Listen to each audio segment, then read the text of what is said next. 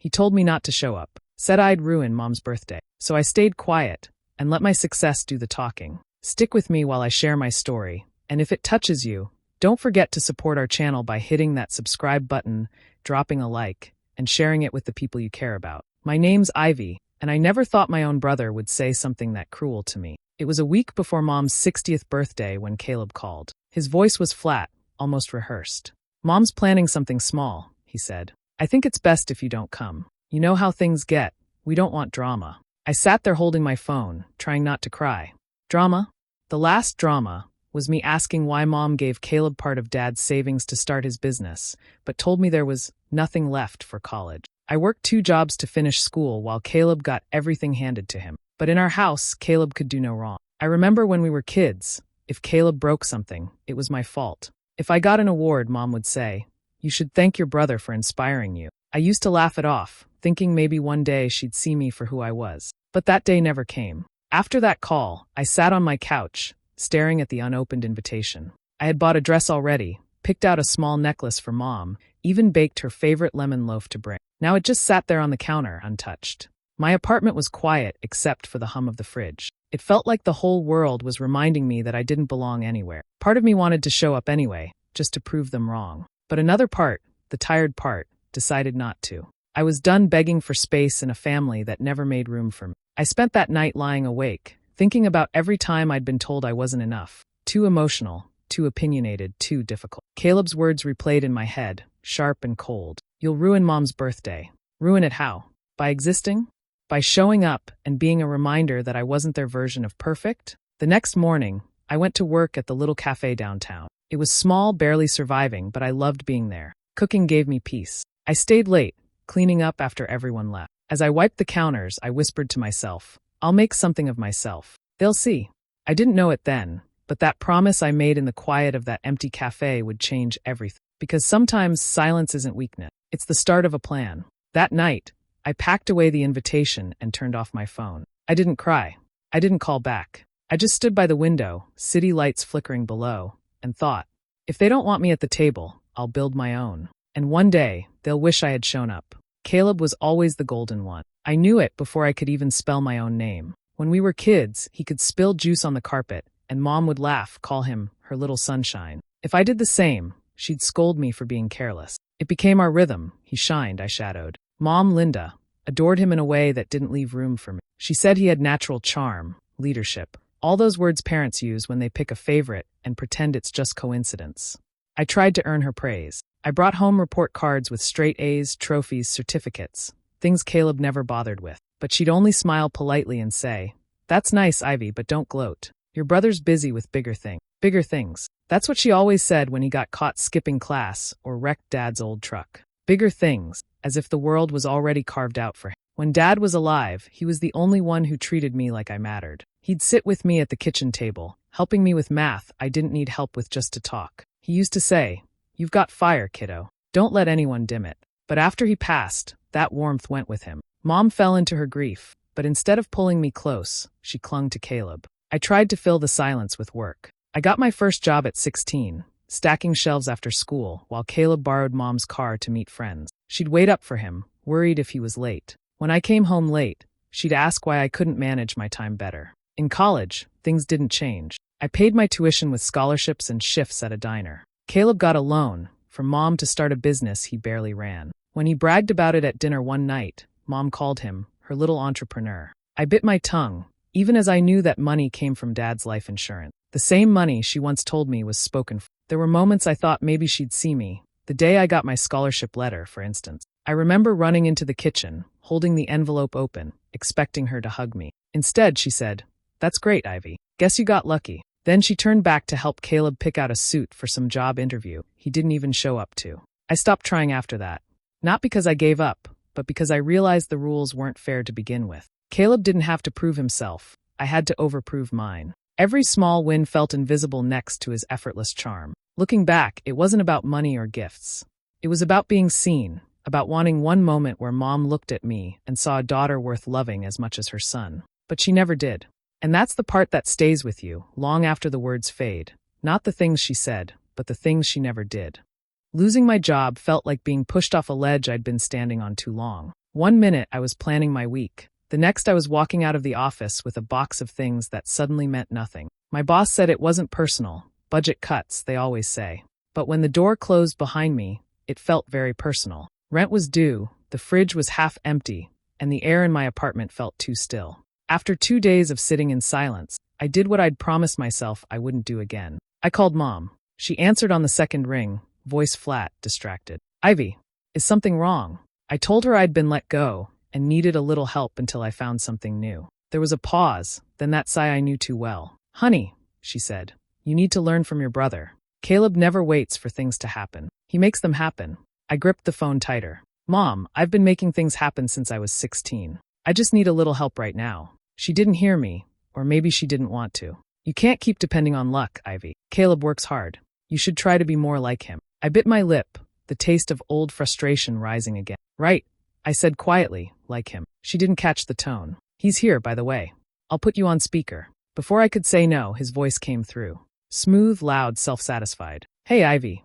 Mom said you're between jobs again. Maybe I should hire you to clean my new office. Keep it in the family, huh? He laughed, and I heard Mom chuckle softly beside him. My throat burned. Glad to see you're still hilarious, I said. Oh, come on, he replied, pretending to sound innocent. You know I'm just teasing. Maybe if you fix that attitude, things would go better for you. Employers notice that stuff, you know. That line cut deep. He said it like it was a fact, not an insult. Like he'd figured me out, and I was too stubborn to admit it. I didn't say a word. I just ended the call. I sat there staring at my reflection in the dark screen. Angry didn't even cover it. It wasn't just the job. It was years of being told I wasn't enough, no matter how much I gave. I'd worked for everything, and still they looked at me like I was a burden. That night, I walked to the cafe where I used to work, just to breathe in the smell of coffee and baked bread. I thought about Dad, what he'd say if he saw me like this. He'd tell me to get back up. So I did. I didn't cry, didn't call back. I just made a promise right there under the flickering streetlight. I'd prove them wrong. Not with words. Not with begging. I'd build something they couldn't ignore. And when they finally saw it, I wouldn't need to say a thing. The idea started small, almost too small to matter. A friend from the cafe, Ruth, offered to lend me a few $100s after hearing I'd lost my job. You can cook, she said. People pay good money for food that feels homemade. I wanted to refuse, pride whispering in my ear, but the truth was I had nothing left to lose. I bought secondhand pots, a few boxes of ingredients, and a stack of cheap containers. My kitchen barely fit me, but I turned it into a battlefield of flour, steam, and late-night silence.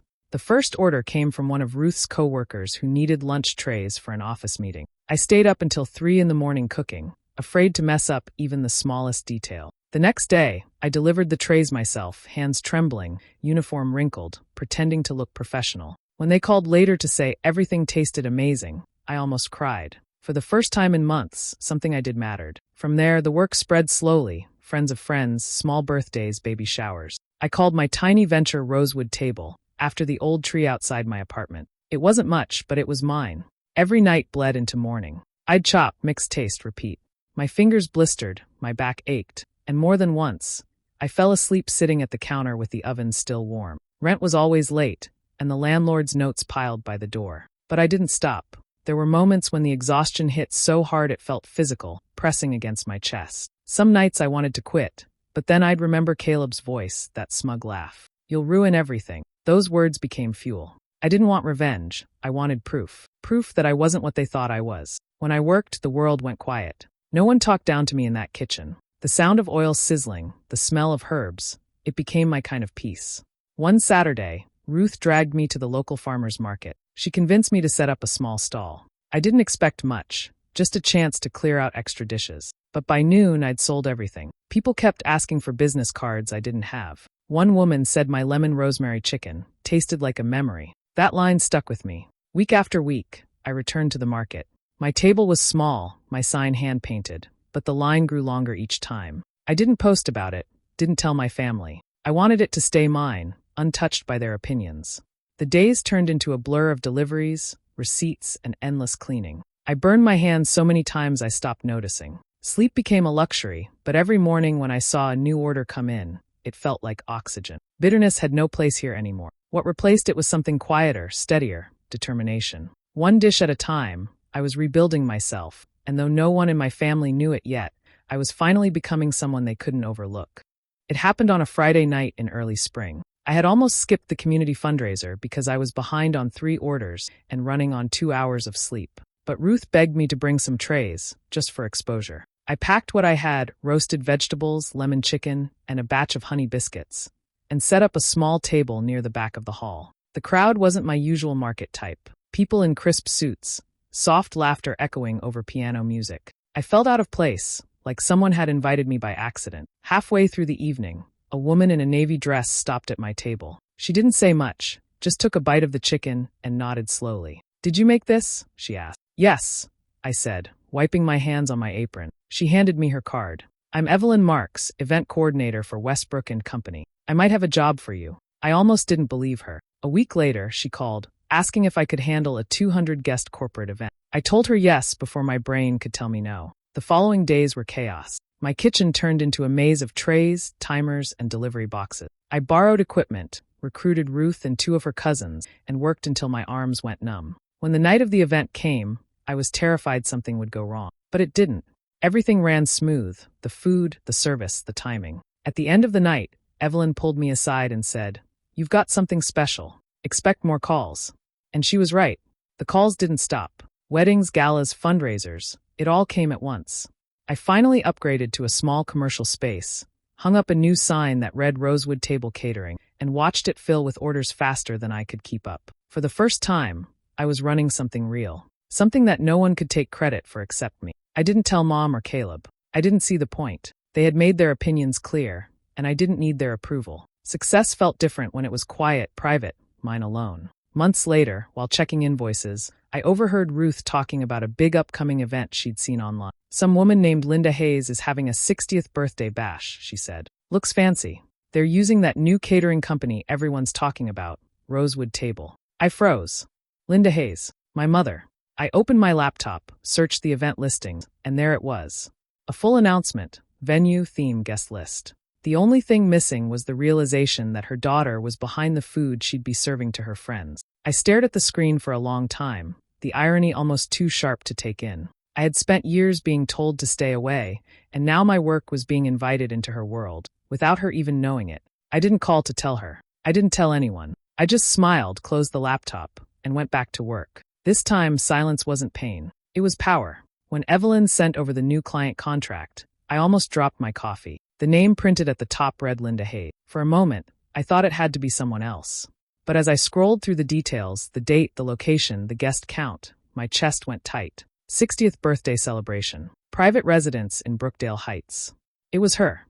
I sat staring at the screen, unable to move. The house in that address was the same one I'd grown up in, the same one where I'd spent years trying to belong. For a long time, I just listened to the hum of the fridge and the sound of my own breathing. Then a thought settled in, steady and clear. Caleb must have booked it. He probably had no idea who owned Rosewood Table. Evelyn called an hour later, cheerful as always. "Big one, Ivy. This client's son was very particular about menu detail. Said his mother deserves the best." "You're it." I didn't tell her the truth. I just said, "We'll take it." After the call, I walked to the window and watched the traffic below. My reflection looked strange, older, calmer, maybe harder. Part of me wanted to refuse the job, save myself from reopening something that had barely scarred over. But another part, the part that had survived every slight in silence, whispered, "No. You're not walking away this time." The next few weeks were all planning, menus, staffing, schedules. I kept everything professional, as if the name on that client list was a stranger's. On the day of the event, I woke before sunrise. My uniform hung pressed and ready, the name tag glinting under the kitchen light. Chef I. Hayes. Simple, clean, unmistakable. When I arrived at the estate, the house looked the same and completely different at once. Fresh paint, trimmed hedges, the same white roses Mom loved lining the driveway. My team followed behind me, unloading trays and equipment. No one knew the story behind that address but me. Inside, the air smelled faintly of lemon polish and flowers. I directed everyone quietly, my voice calm though my heart was racing. Desserts in the East Hall, hot dishes by the buffet tables. Watch the temperature on the salmon. Every step brought back flashes. Dad's laugh echoing down the hall, Mom's sharp tone, Caleb's smirk. But I didn't let any of it reach my face. Today, I wasn't the forgotten daughter. I was the chef in charge. Around noon, Evelyn stopped by to check in. "The family's thrilled so far," she said. "The son couldn't stop talking about how professional your team is." I smiled lightly. "Glad to hear it." When she left, I walked through the dining room to inspect the setup. The silverware gleamed, the linens crisp, the aroma of roasted herbs filling the air. Everything was perfect. I paused near the entrance, catching sight of the old family portrait still hanging on the wall. My younger self smiled from behind the glass, standing just slightly off to the side, half hidden behind Caleb. Not this time. I straightened my jacket, adjusted the tag on my chest, and got back to work. The guests would be arriving soon, and I wanted every detail flawless. Guests began arriving just as the last tray left the kitchen. The air filled with perfume, laughter, and the sharp clink of glasses. I stood near the buffet, directing my team as servers carried dishes across the room. My hair was pinned tightly under my cap, my face barely visible behind the neat collar and white coat. To everyone here, I was just another caterer, efficient, invisible. Exactly how I wanted it. The front door opened again, and I didn't need to turn to know who had come in. Caleb's voice carried like it always did, loud, confident, full of himself. Everything looks incredible. Mom's gonna love this, he said, shaking hands, patting backs, laughing too hard. I could hear his words bouncing through the hall, could almost picture the smug grin that went with it. A moment later, Mom's voice joined the crowd. Oh, Caleb, this is perfect. You really outdid yourself. I felt the weight of her tone, the warmth I'd chased for so long. But this time it didn't sting. It just sounded distant, like a song I used to know by heart. I kept my head down, plating appetizers, checking temperatures, whispering quick instructions to the staff. When guests complimented the food, Caleb accepted the praise with that easy charm he'd mastered. Yeah, we picked the best in town, he said proudly. Mom deserves only the finest. I bit the inside of my cheek to stop the laugh that threatened to escape. He had no clue who had spent weeks perfecting every detail of the menu. He didn't know the hands arranging the dishes were the same ones he told to stay away. As dinner began, I moved quietly through the room, making sure nothing ran out. I caught a glimpse of Mom surrounded by her friends, wearing a pearl dress, cheeks flushed with excitement. For a second, I almost stepped closer, almost said something. But I stopped myself. This night wasn't about words. It was about being seen without asking. The evening flowed smoothly. Laughter echoed through the dining hall. Glasses clinked, music softened. Then came the moment for the cake. The centerpiece. The thing I'd stayed up until 2 a.m. to finish. A 3-tier lemon elderflower cake with white roses curling around the edge. Her favorite, though she'd never know that at first glance. I carried it out myself, hands trembling only slightly. The room hushed as I set it on the table, candles flickering in the soft light. Mom clasped her hands together. Oh, Caleb, it's beautiful, she said, eyes glistening. He grinned. Told you I'd make this one unforgettable. I stepped back, ready to disappear into the kitchen again, when her gaze finally shifted. Her smile faltered. Her head tilted slightly, studying me as if trying to place a memory. My breath caught, the room suddenly too still. Ivy, she whispered. Every sound vanished. Forks froze midair, conversations stopped, and Caleb's face drained of color. The name hung in the air between us, fragile as glass. I didn't move. I just stood there, my uniform spotless, my voice steady, my heart pounding so hard it hurt. The candles flickered once, and the silence deepened. For a moment, no one said a word. The sound of the music faded, leaving only the faint hiss of candles burning. Caleb was the first to move. His smile cracked, replaced by that familiar sneer I'd known my whole life. What the hell are you doing here? He snapped, stepping forward, voice louder than the music ever was. You weren't invited. Guests shifted uncomfortably, their eyes darting between us. My hands were steady now, the tremor gone. I didn't crash anything, I said evenly. Your planner hired my company. He blinked, confusion flickering before disbelief took over. That's impossible. We booked through Evelyn. She works with me, I interrupted softly. Rosewood Table Catering. You signed the contract. A ripple of murmurs spread through the room. People whispered, glancing toward the buffet, toward the cake, toward me. I could see realization dawning on faces. Every dish they'd complimented, every bite they'd praised had come from the person Caleb told not to show up. Mom rose slowly from her chair. Her expression was unreadable, a mix of surprise and something else, something closer to guilt. You made all this? She asked, voice low, eyes searching my face. Yes, I said. Every bit of it. Caleb's voice cracked with anger. You did this on purpose. You wanted to embarrass us, ruin the night. I looked at him calmly. No, Caleb. I came here to work. You're the one turning it into a scene. A few guests coughed to cover their discomfort. Others watched openly, some even nodding slightly, as if they'd already decided which side they were on. Evelyn stood by the doorway, frozen, unsure whether to intervene. Mom's hand trembled on the back of her chair. I didn't know, she whispered. I didn't realize it was you. I know, I said. You never do. The silence that followed was heavier than anger. For the first time, I saw doubt in her eyes, not the sharp judgment I was used to, but a flicker of shame. Caleb tried to recover, his tone forced. You still had no right to be here. You could have said something. I met his gaze, steady and unflinching. You told me not to show up, I said. My voice was quiet, but carried across the room. Said I'd ruin Mom's birthday. Guess I did, just not the way you thought. For a second, all I heard was the sound of air leaving the room. Then someone near the back started clapping, slow at first, then louder. One by one, people joined in. The applause spread, echoing through the hall like rain on glass. Caleb's jaw tightened. Mom's eyes filled, but I didn't stay to see what she'd say next. I untied my apron, set it neatly on the table beside the cake, and turned toward the door. No one stopped me. As I walked out, the applause followed, soft at first, then stronger, rising behind me like something breaking free. The days after the party felt strange, quiet in a way that didn't feel empty. My phone started buzzing nonstop, messages from people who'd been there that night, others who'd only heard the story secondhand. Apparently, news travels fast when embarrassment is involved. Caleb's outburst had become small-town gossip, and everyone seemed to know that the uninvited caterer was his sister, the same sister he'd told to stay away. At first, I tried to ignore it. I focused on work. Orders for Rosewood Table poured in faster than I could answer. Couples wanted me for weddings, offices for luncheons, even small hotels called asking for tasting menus. My inbox overflowed with new opportunities, and I hired 2 more people just to keep up. Every night, after the last delivery went out, I'd sit in my office surrounded by notes and recipes, the faint hum of the fridge filling the silence. There was a calmness in me now, something steady that hadn't existed before. I didn't feel angry anymore, just done.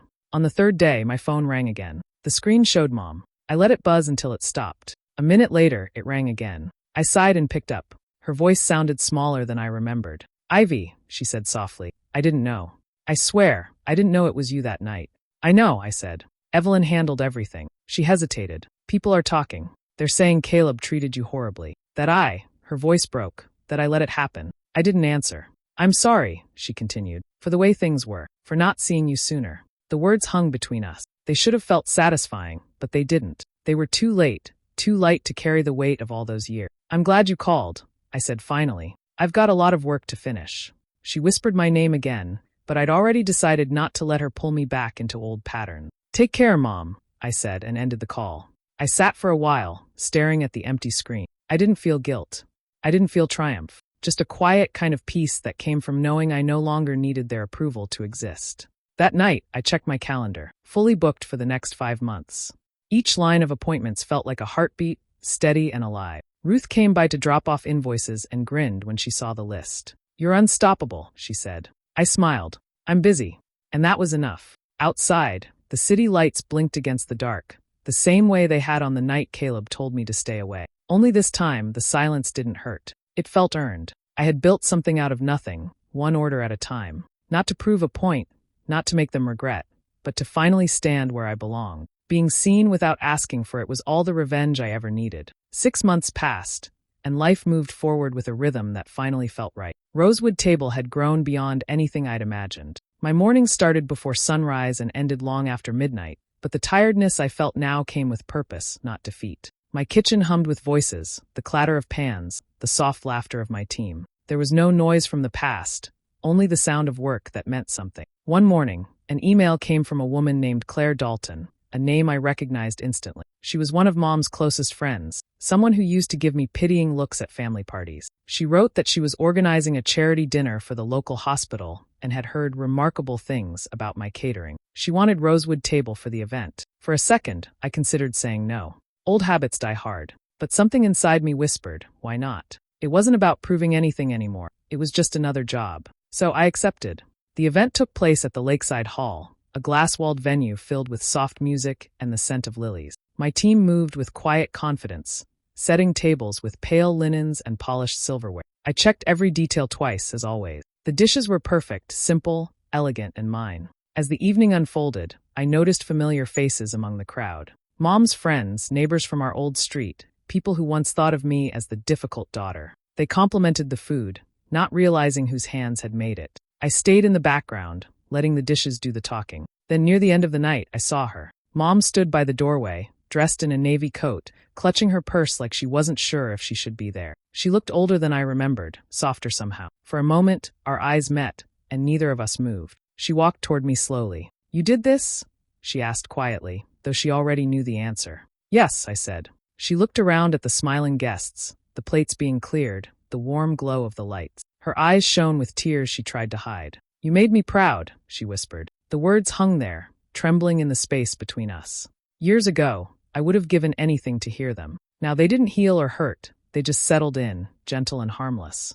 I nodded, offering a small smile. "Thank you," I said. "Nothing more." She reached out as if to touch my arm but stopped halfway. I didn't move, and after a moment, she lowered her hand and stepped back. "You did well, Ivy," she said softly. Then she turned and walked out into the night. I watched her leave, feeling no anger, no triumph, just peace. The applause from the dining room rose again as guests toasted the meal, unaware of the quiet ending playing out by the door. I stood there for a moment, letting the sound wash over me. Silence had carried me this far, and it spoke louder than any confrontation ever could. My success had already said everything that needed to be said. Do you think I made the right choice by walking away instead of letting them back into my life? Let me know your thoughts in the comments. And if you enjoyed my story, don't forget to subscribe and hit that notification bell.